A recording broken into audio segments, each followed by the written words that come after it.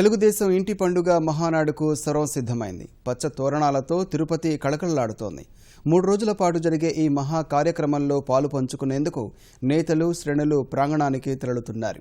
తెలుగు రాష్ట్రాల్లో పార్టీకి దశాదిశ ఇచ్చే రాజకీయ వ్యూహం ఖరారు, పార్టీ బలోపేతం, యువనేత నారా లోకేష్కు కీలక బాధ్యతలు అప్పగింత తదితర అంశాలతో మహానాడు ఘనంగా నిర్వహించనున్నారు. తెలుగు రాష్ట్రాల్లో తెలుగుదేశం పార్టీని తిరుగులేని శక్తిగా మలిచేందుకు అనుసరించాల్సిన వ్యూహాలకు తిరుపతిలో నేటి నుంచి జరగనున్న మహానాడు వేదికగా నిలవనుంది. గత 2 ఏళ్ల కాలంలో చేసిన కార్యక్రమాలు సమీక్షించుకుని భవిష్యత్తుకు దిశానిర్దేశం కోసం పలు అంశాలపై చర్చించనుంది.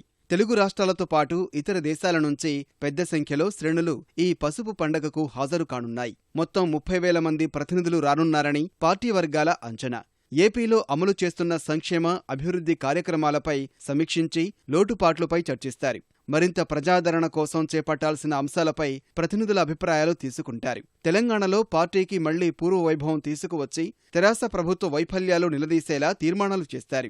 మహానాడులో తీర్మానాలు ప్రవేశపెట్టిన తర్వాత ప్రతినిధుల అభిప్రాయాలు తీసుకుంటారు. ప్రతి తీర్మానంపైన ఒక్కో ప్రతినిధి అభిప్రాయం తెలుసుకుంటారు. తీర్మానాలు ఒక నాయకుడు ప్రతిపాదిస్తే మరో నేత బలపరుస్తారు. వాటిపై ప్రతినిధులతో పాటు అధినేత చంద్రబాబు తన అభిప్రాయం చెబుతారు. కీలకమైన రాజకీయ తీర్మానంపై యనమల రామకృష్ణుడు, రేవంత్ రెడ్డి ప్రసంగిస్తారు.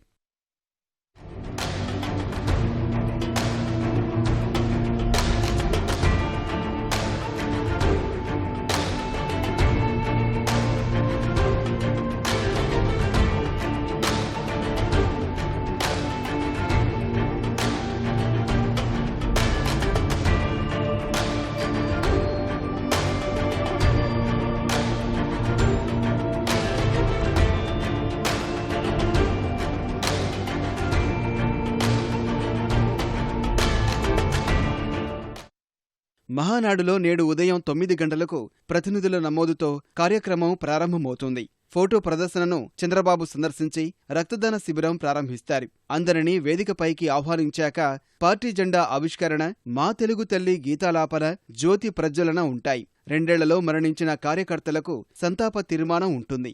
12 గంటల సమయంలో అధినేత చంద్రబాబు ప్రసంగిస్తారు. తర్వాత 2 రాష్ట్రాల ప్రధాన కార్యదర్శులు నివేదికలు ఇస్తారు. జమా ఖర్చులు, నియమావళి సవరణలు ఉంటాయి.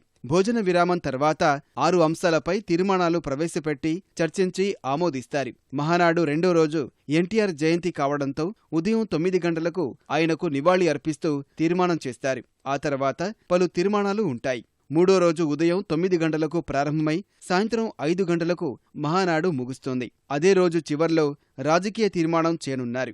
ఆ తర్వాత జాతీయ అధ్యక్షుడు చంద్రబాబు ముగింపు సందేశంతో కార్యక్రమం ముగియనుంది.